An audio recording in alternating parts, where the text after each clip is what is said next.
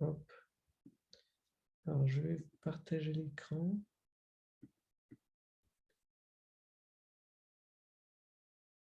Voilà. C'est bon, vous voyez l'écran? C'est bon, on voit. Super, ok. Alors, si vous vous rappelez de l'avant-dernière diapositive, on avait vu le cycle de vie d'un système de gestion de base de données. On avait dit que alors, la première étape, c'était de recenser les besoins, les spécifications. La deuxième étape était de créer le modèle conceptuel. Donc, si on regarde les spécifications, si on reprend notre exemple de l'hôpital, par exemple, les spécifications, ça sera quel type d'information est-ce que je veux inclure dans ma base de données? Qu'est-ce qui va être utile? Donc, est-ce que j'ai besoin de stocker les informations des médecins, par exemple? Et quelles informations des médecins est-ce que je dois stocker? Est-ce que je dois stocker des informations sur les patients? Quelles informations je dois stocker? Est-ce que je dois stocker des informations sur les médicaments que j'ai dans l'hôpital, etc. Voilà. Ça va être fait par la personne ou par l'entité qui veut établir la base de données. Donc, si vous, par exemple, en tant qu'informaticien, vous êtes amené à faire une base de données, ce n'est pas vous tout seul qui allez être capable de définir ces spécifications. Vous allez devoir faire appel au client, et c'est principalement le client qui va devoir définir ces spécifications-là. D'accord? Donc, cette première étape, on ne va pas trop la voir, étant donné que c'est plus le travail, si vous voulez, du client. Et c'est plus son savoir-faire, en fait. C'est le client qui va être en mesure de savoir quelles informations sont pertinentes pour lui et quelles informations ils doivent être privilégiées, quels sont les types de liens entre les informations, etc. Alors, on imagine qu'on a déjà donc, cet ensemble de spécifications, et donc nous, le but, ça sera de créer ce qu'on appelle le modèle conceptuel. C'était la première étape dans ce cycle de vie de la base de données, une fois les spécifications mises en place. Alors, qu'est-ce qu'on va entendre par ça? Quel va être l'objectif? L'objectif, ça va être de créer une représentation symbolique. Donc, ça ne sera pas codé sur l'ordinateur, ça ne sera pas implémenté, ça sera symbolique et ça sera réduit, donc assez abstrait. Ça sera une représentation assez abstraite du problème, des spécifications qu'on doit inclure. Et donc, c'est ça qu'on va appeler une représentation conceptuelle. Voilà.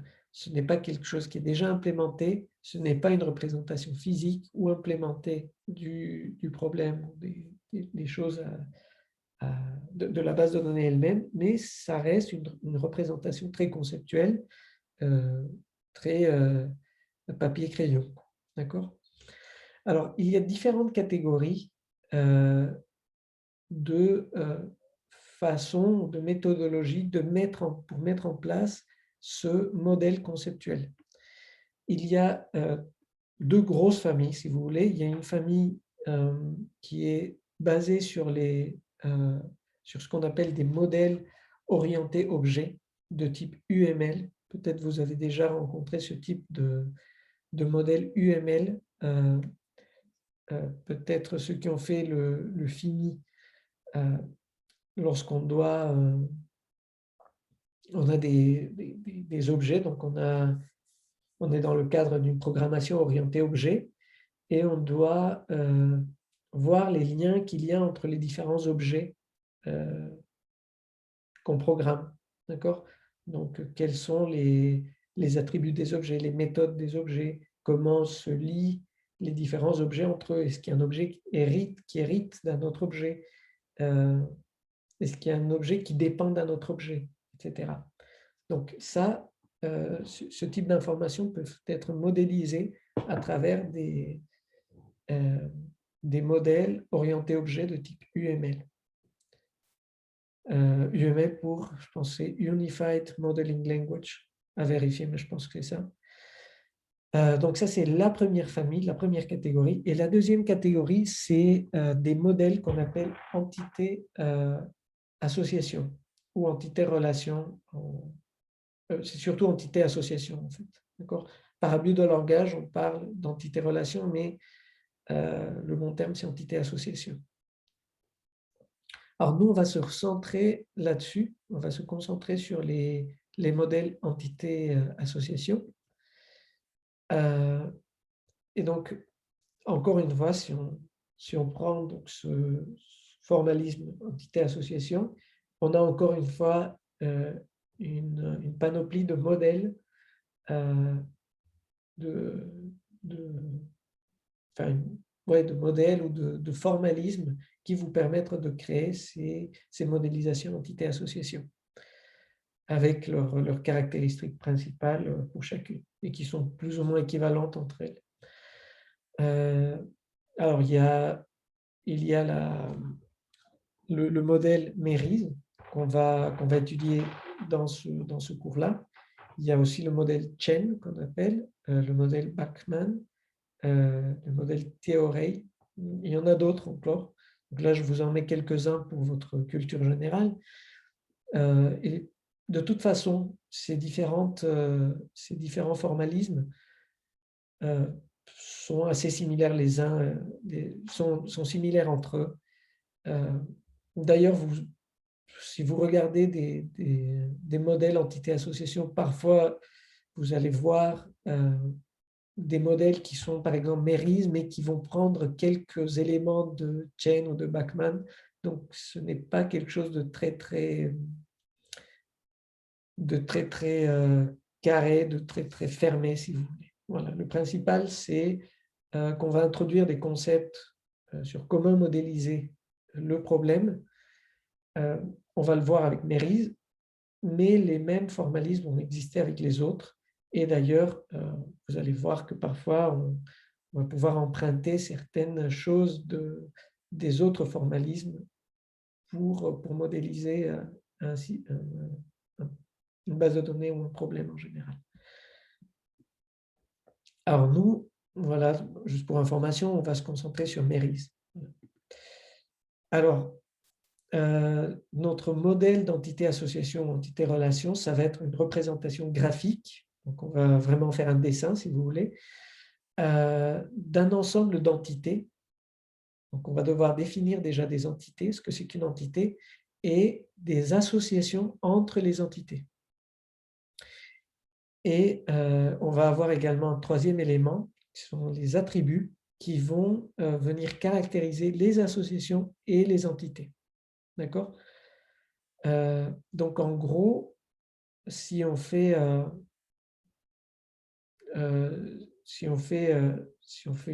résumé, si vous voulez, on va avoir des entités, on va souvent les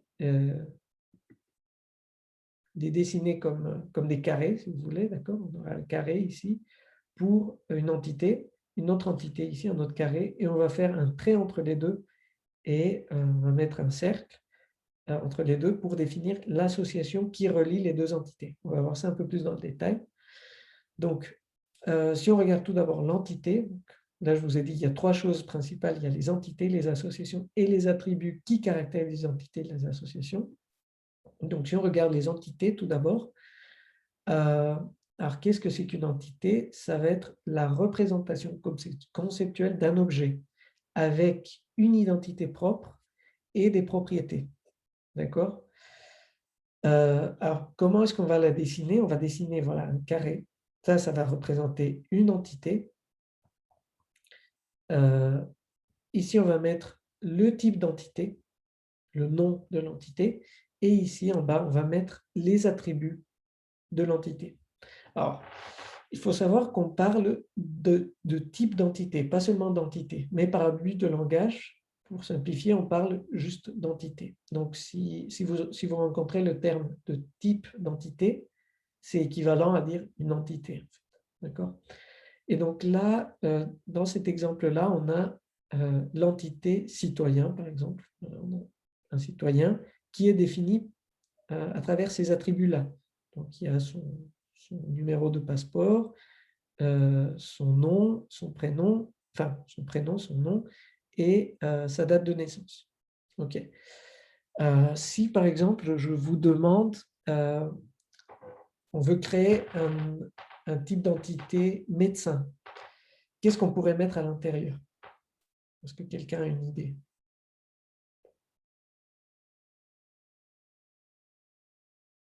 Si on est toujours à l'hôpital, dans quel service il travaille, quelles sont les fonctions qu'il assure? Très bien. Oui, donc on peut créer ça. On peut créer donc une entité médecin. C'est une entité abstraite, voilà, c'est comme une classe. Si vous voyez, euh, euh, pour ce que l'orienté objet, par exemple, c'est comme lorsqu'on définit une classe. Ce n'est pas une instance spécifique, c'est une classe qui va ensuite pouvoir stocker différentes instances. Mais on a une classe, ça va être le médecin, et en effet, on peut mettre là-dedans le service dans lequel il travaille, son nom, son prénom, etc. Très bien. Donc là, on va définir toutes les entités en fonction des spécifications de notre client. Voilà. Si on prend un autre exemple, si on dit par exemple, on veut créer l'entité médicament, qu'est-ce qu'on pourrait mettre comme propriété à l'intérieur de l'entité médicament? Les produits actifs et les excipients. Oui, très bien. Par exemple, on peut mettre également, oui, enfin, on peut même mettre des zones de texte pour effets secondaires ou des choses comme ça. Ça peut être assez général. D'accord? Très bien. Ensuite, on va, donc, là, on a vu ce que c'est qu'une entité. On ne va pas voir tout de suite ce que c'est qu'une relation. Juste avant de voir ça, on va voir ce que c'est qu'une entité dépendante. Alors, une entité dépendante, c'est une entité dont l'existence est conditionnée par l'existence d'une autre entité. D'accord? Donc, si l'entité mère, l'entité dominante disparaît, l'entité dominée n'a plus raison d'exister. Et comment est-ce qu'on va les représenter graphiquement? On va le représenter en faisant cette fourche-là. D'accord? Donc, on a l'entité dominante qui est là, qui est du côté large de la fourche. Voilà. Là, c'est le côté gros, si vous voulez. Ça, c'est l'entité dominante. Et du côté le plus faible, voilà, le plus petit, se trouve l'entité dominée ou l'entité dépendante. Voilà, donc, ce qui, moi, m'aide à me rappeler de quel côté de la fourche on met. On met du côté large, l'entité dominante, et du côté faible, l'entité dominée. Faible pour dominer, large pour dominant. Voilà, c'est un moyen mnémotechnique pour se rappeler de comment mettre la fourche. Donc, c'est une erreur récurrente à l'examen de mettre la fourche à l'envers. Donc, attention avec ça. Et donc, qu'est-ce que ça veut dire? Ça veut dire que si jamais, pour une quelconque raison, je vais enlever de ma base de données l'entité, cette entité, l'entité dominante, mon entité dominée ne peut plus exister parce qu'on ne va pas pouvoir l'identifier de manière unique. Elle ne va pas pouvoir exister sans cette entité dominante. Est-ce que quelqu'un a une idée d'exemple entre une entité dominante et une entité dominée? C'est peut-être pas facile en premier abord. Oui. On pourrait faire par exemple une entité hôpital et à l'intérieur de l'entité hôpital, on aurait une entité médecin. Alors oui, ça pourrait être le cas si on imagine que le médecin ne travaille uniquement dans un hôpital. Et on peut imaginer que, en effet, si les spécifications sont dans ce sens-là, on pourrait imaginer que un médecin ne peut pas travailler en indépendant. Si c'est le cas, en effet, si l'hôpital disparaît, le médecin disparaît également. Alors, un exemple classique d'entité dominante, c'est une salle et un bâtiment. Alors, si le bâtiment disparaît, la salle disparaît avec le bâtiment. Voilà, ça, c'est un exemple un peu classique qu'on retrouve, que vous allez pouvoir retrouver sur Internet. Donc, par exemple, si on a une salle qui est caractérisé par son nom et son numéro, et un bâtiment qui est caractérisé par, je ne sais pas, un numéro d'identification et un nom. Si le bâtiment disparaît, on ne peut plus dire on se retrouve à la salle numéro 4, parce que la salle numéro 4 sans le bâtiment ne veut rien dire. Voilà. Ensuite, donc là, on a vu les entités, on a vu une entité faible ou dominée. Et maintenant, on va voir les associations. Déjà, on avait ici une espèce de pseudo-association entre les deux entités. C'était juste une association assez simple de domination. Il y avait une qui dominait l'autre et c'est tout. Alors, on peut avoir des associations plus intéressantes. Une association, ça va être quoi? Ça va être le lien sémantique, donc le lien conceptuel de sens qu'il peut y avoir entre deux entités. Quel va être le lien sémantique entre les deux entités que je définis? Alors, comment est-ce qu'on va représenter cette association? On va mettre une entité ici, une autre entité de ce côté-là, on va tirer un trait entre les deux et on va mettre un ovale comme ça, avec sur la partie supérieure le nom de l'association, un trait, et en bas on va mettre les propriétés.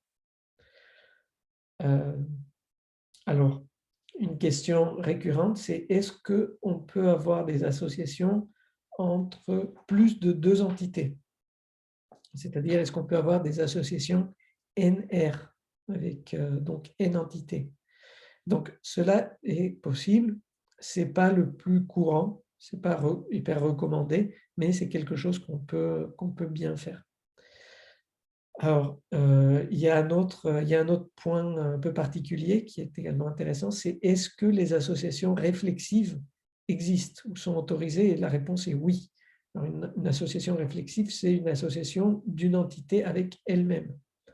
Et on la représente comment? On représente donc l'entité ici, donc avec notre carré. Donc là, je l'ai simplifié, mais normalement, on a le carré ici avec les propriétés de l'entité. Et on va tirer voilà, un trait comme ça et une boule, ici, un cercle, avec le nom de l'association réflexive. Voilà. Et ici, les propriétés de l'association réflexive qui vont donc relier l'entité avec elle-même. Et donc, là, par exemple, si on a deux entités, une entité de type 1 et une entité de type 2, ici, on a l'association suivante. Donc, c'est un exemple, suivre, par exemple. Et donc, ça veut dire que l'une des deux, ça va dépendre ensuite de ce qu'on appelle la cardinalité, mais on va le voir tout de suite, que ou bien c'est l'entité 1 qui suit l'entité 2, ou bien l'inverse. Ici, on va voir quelle est la date de l'affiliation, à partir de quand telle entité suit telle autre entité, et quel est le rôle, par exemple. Voilà, donc on va mettre quelques informations qui vont caractériser la relation entre les deux entités. On pourrait faire la même chose pour l'association réflexive. Typiquement, donc ça c'est pour l'association réflexive, c'est un peu difficile à premier abord de se faire une idée. Un exemple pourrait être, si on imagine le cas d'un réseau social, des réseaux sociaux. Alors, dans le cas des réseaux sociaux, on peut avoir une entité utilisateur, par exemple. On peut avoir une association réflexive pour l'entité utilisateur qui est, par exemple, est ami de. Voilà. Donc là, on sait qu'une entité du type utilisateur peut être amie avec une autre entité de type utilisateur, une autre instance, si vous voulez, de la même entité. Voilà, ça peut être un exemple. Alors là, je vous donnais un petit exercice, mais je pense qu'on pourra le faire en TD. On va essayer de finir, ou peut-être... Donc là, mais déjà, on l'a déjà plus ou moins fait pour les entités. On a déjà vu deux entités dans le cas de l'hôpital. On peut faire peut-être l'exemple avec une association. Est-ce que vous pouvez me dire l'association qu'il pourrait y avoir entre les deux entités qu'on avait créées, donc l'entité médecin et l'entité médicament, par exemple? Quel type d'association est-ce qu'il pourrait y avoir entre les deux? Une prescription. Très bien, il peut y avoir une prescription.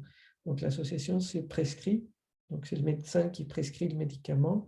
Et qu'est-ce qu'il pourrait y avoir comme propriété, par exemple, de l'association prescription?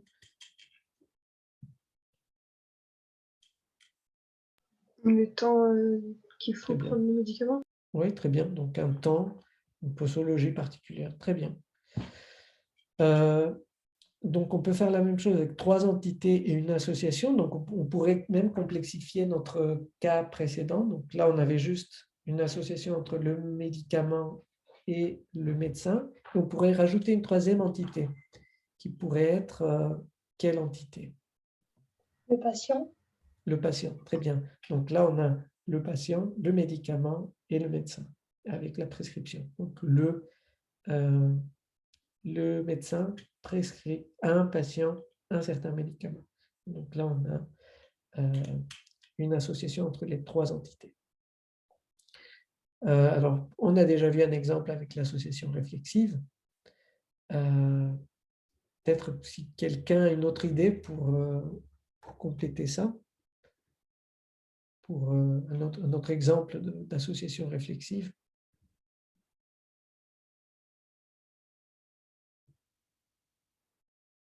On pourrait avoir un étudiant et son parrain de promo, par exemple.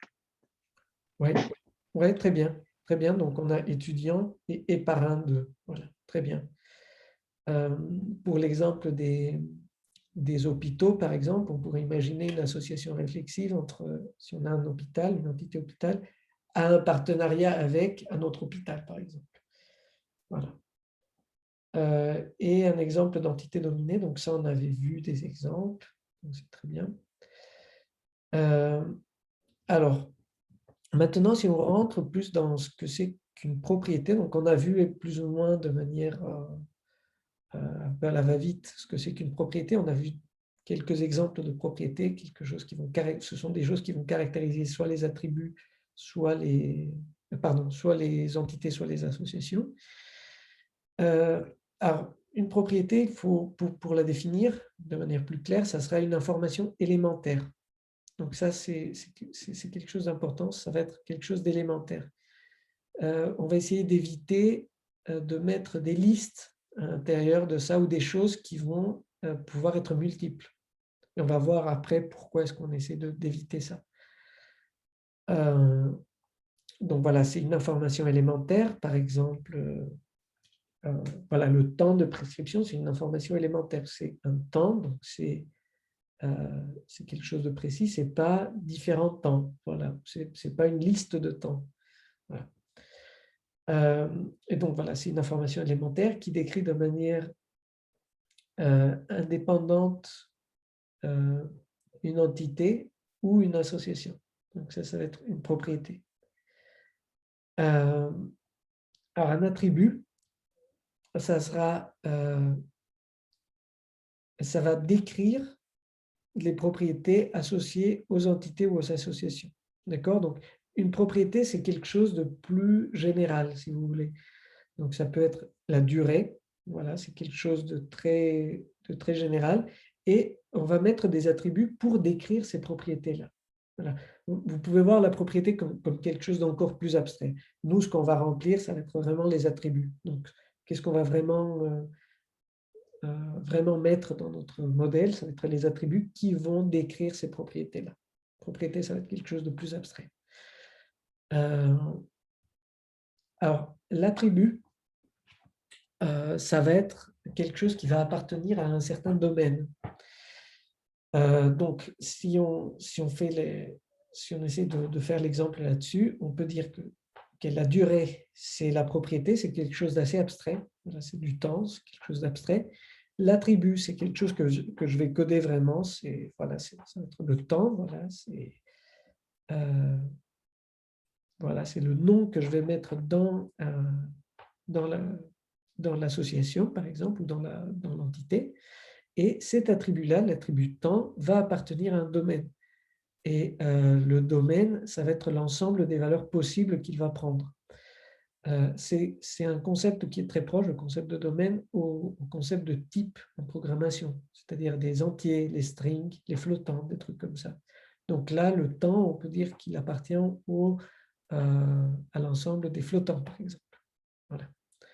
Ou à l'ensemble des entiers, si on considère que c'est en temps, en jours, par exemple. Voilà. Et donc, à chaque fois, on va devoir définir quelle est la propriété, de choisir un nom d'attribut pour décrire la propriété en question, et on va également définir quel est le domaine dans lequel va prendre des valeurs notre attribut. Parmi les attributs, il y a des attributs qui vont être particulièrement intéressants, qui sont les clés, ce qu'on appelle la clé d'une entité. Ça va être le sous-ensemble le plus petit possible d'attributs de notre entité E, qui vont permettre de l'identifier de manière unique, qui vont déterminer de manière unique chaque instance de E. Donc, par exemple, si on a notre entité médecin, est-ce que le nom permet d'identifier de manière unique un médecin? Alors, la réponse est non. Il peut y avoir deux médecins qui peuvent avoir le même nom, donc ça ne sera pas une clé de l'entité.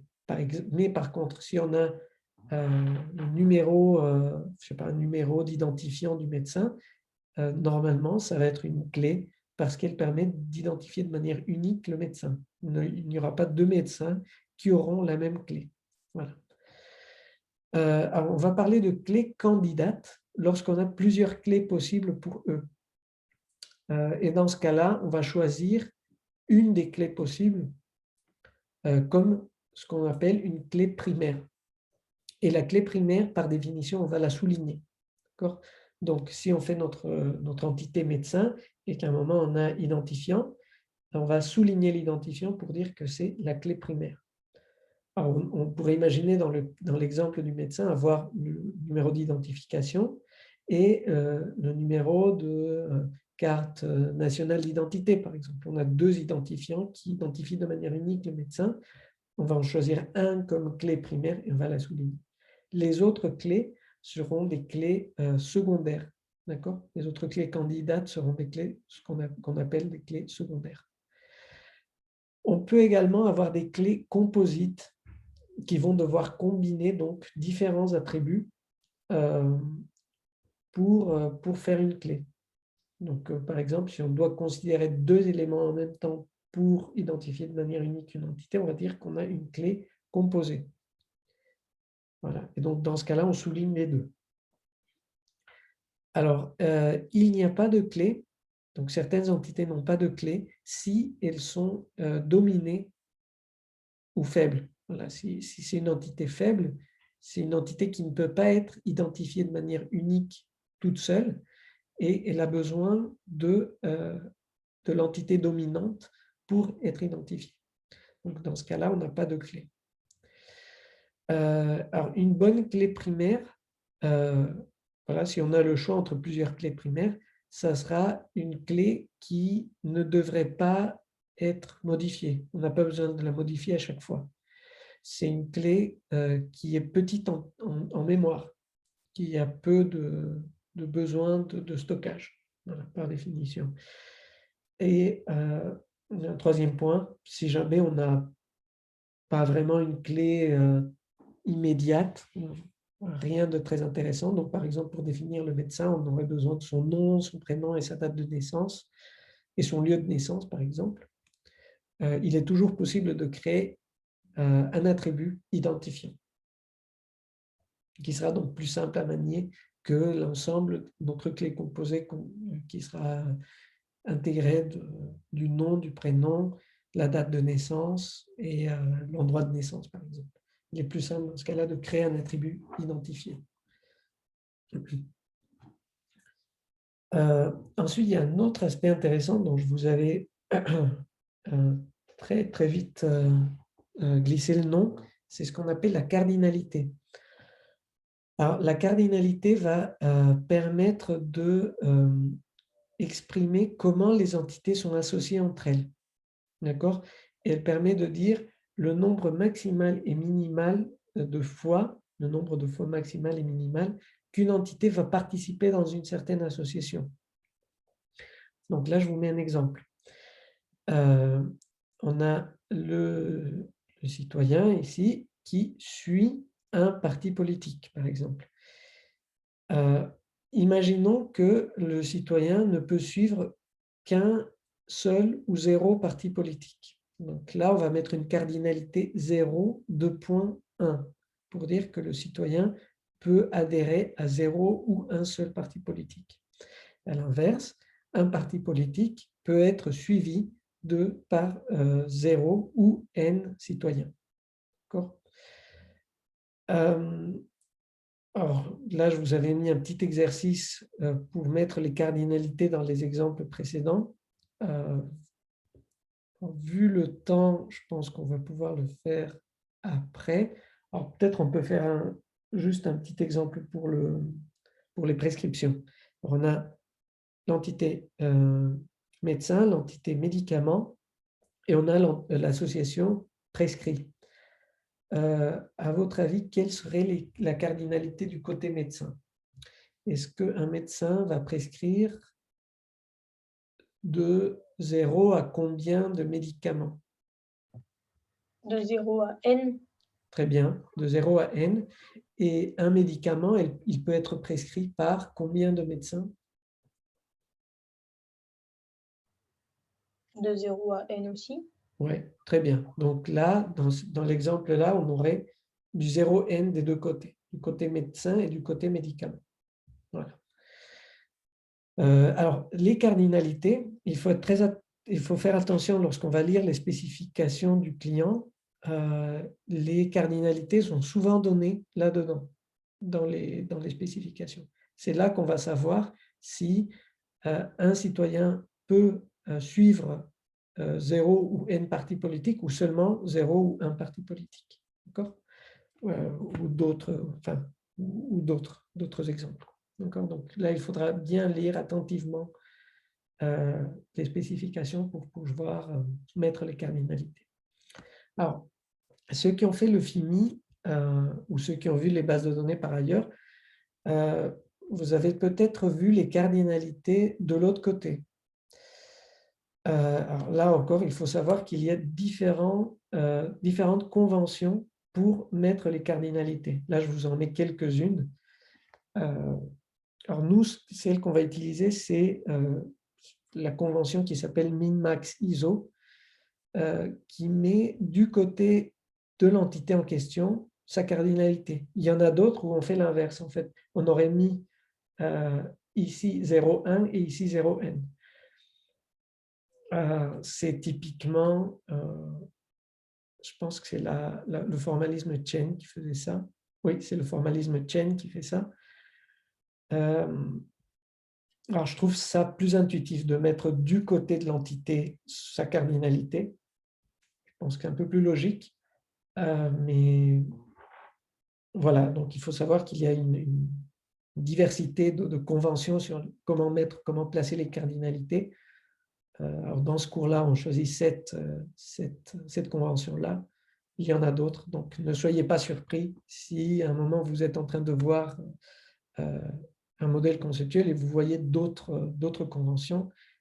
Faudra vite s'adapter en disant « Ok, là je vois que ça ne fait aucun sens de voir la cardinalité comme ça, mais j'en vois partout, donc ça veut dire que le formalisme qui est pris, c'est celui-là. Si le formalisme ne vous est pas donné en amont. » Voilà. Alors là, on va voir rapidement, donc il nous reste quelques minutes, la méthodologie qui nous permet de passer d'une liste ou d'un texte où sont écrits les différentes propriétés, les différentes spécifications de notre client, comment établir notre modèle entité-association. Alors, comment on va faire ça? La première étape, ça va être d'établir la liste d'entités. Donc, on lit notre texte et on souligne, on détermine quelles sont les entités qu'on va devoir créer. Ensuite, on va venir attacher les différents attributs qui sont dans notre texte aux différentes entités, à chacune des entités. Ensuite, on va choisir quelles vont être les clés de chacune de nos entités. Pour chaque entité, on a essayé de déterminer une clé. S'il n'y en a pas, on va essayer de voir si c'est une entité qui est dominée, et dans ce cas-là, quelle va être l'entité qui sera dominante. Ensuite, on va définir quelles seront les relations entre les entités. Voilà. Encore une fois, en lisant le texte, ils vont nous dire quelles sont les relations qui vont relier nos entités. Encore une fois, on détermine quels sont les attributs qui relient une relation. Et tout à la fin, on va mettre les cardinalités. Comment on va mettre les cardinalités? Encore une fois, c'est en lisant le texte, on va dire si telle entité peut participer plusieurs fois dans la relation ou juste une fois, 0,1, 0n, 1n, etc. On va vérifier, et tout à la fin, donc la dernière étape, c'est une étape de vérification de la cohérence de notre schéma.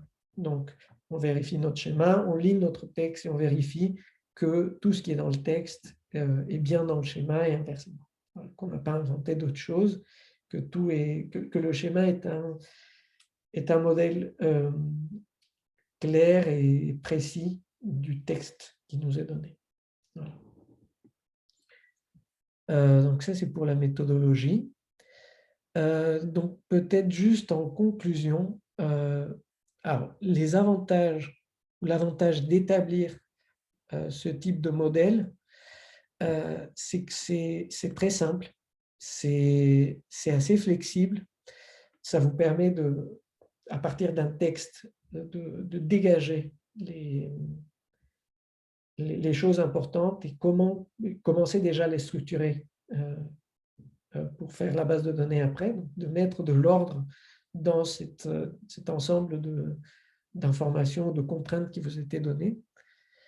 Ça vous donne une représentation graphique. Évidemment, vous auriez pu faire la même chose sous format de texte, mais le fait de vous donner une représentation graphique peut être plus parlant.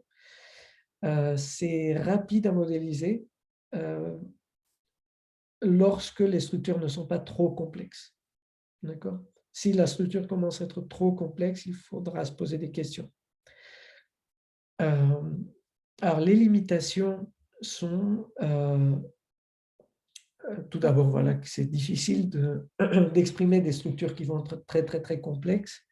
Mais dans ce cas-là, on va plutôt passer sur d'autres formats. Donc, ça ne sera pas peut-être le plus simple de passer sur ce type de base de données. Donc, ça reste très utile dans des cas plutôt simples. Alors, la conception du schéma, c'est une question d'expérience. Pour vraiment établir un bon schéma, il faut l'avoir fait plusieurs fois. Mais bon, c'est quelque chose qu'on va faire en cours plusieurs fois, donc vous allez avoir un peu plus d'expérience.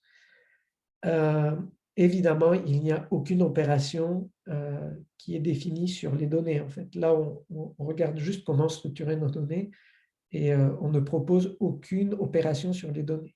Voilà. Donc, il y a tout cet aspect requête sur les données qui est mis de côté pour l'instant. Voilà. Et donc là, je vous mets un petit exercice. Donc, je vous propose de le faire, de commencer peut-être à le voir pour demain, donc avant demain, pour pouvoir commencer à mettre la main dans la pâte là-dedans. Donc, je vous mets un texte, voilà, vous avez tout un texte ici, qui définit donc différentes spécifications. Et le but sera de suivre les étapes de la méthodologie pour établir votre modèle entité-association. D'accord? Donc, c'est un bout de texte sur des séries de télévision avec différentes contraintes, avec des acteurs, des séries de télé, etc. Voilà, donc je vais arrêter le partage, sauf s'il y a des questions avant, peut-être.